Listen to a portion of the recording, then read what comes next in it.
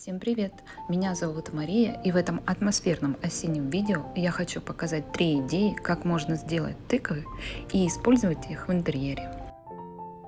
Я покажу, как сделать вот такие тыковки из ткани, которые можно использовать для декора, а также для сервировки стола и просто для украшения комнаты. А также покажу, как сделать тыковку, которую можно использовать как доску для напоминаний. И третья идея тыковки – это прихватка тыковка. И первая идея – это будет вот такая тыковка из ткани. Как сделать ее, будет дальше в видео, смотрите и делайте.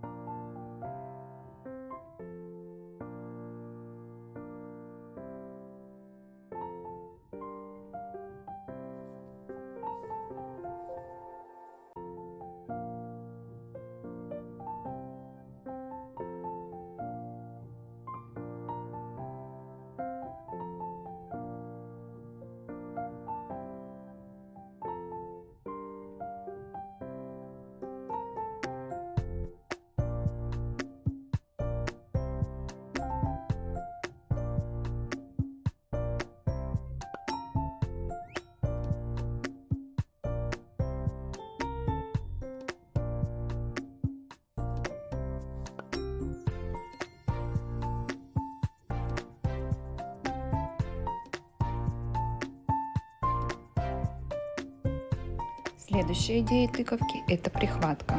Мы сделаем тыковку, которая будет не только красивая, но и функциональная, и ее можно использовать на кухне.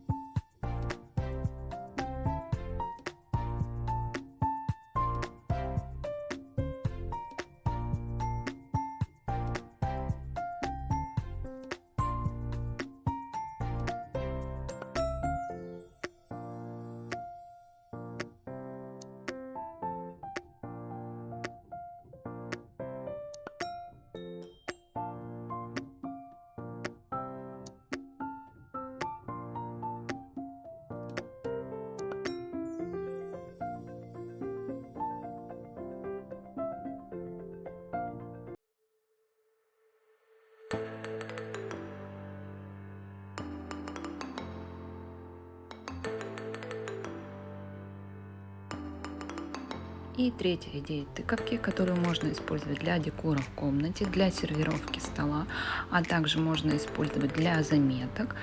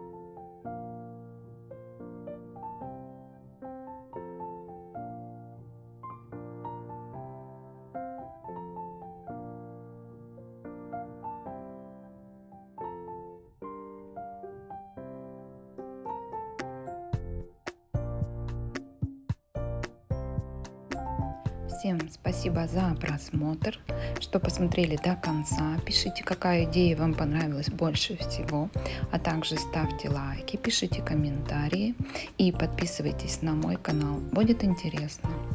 Желаю вам уютных осенних вечеров.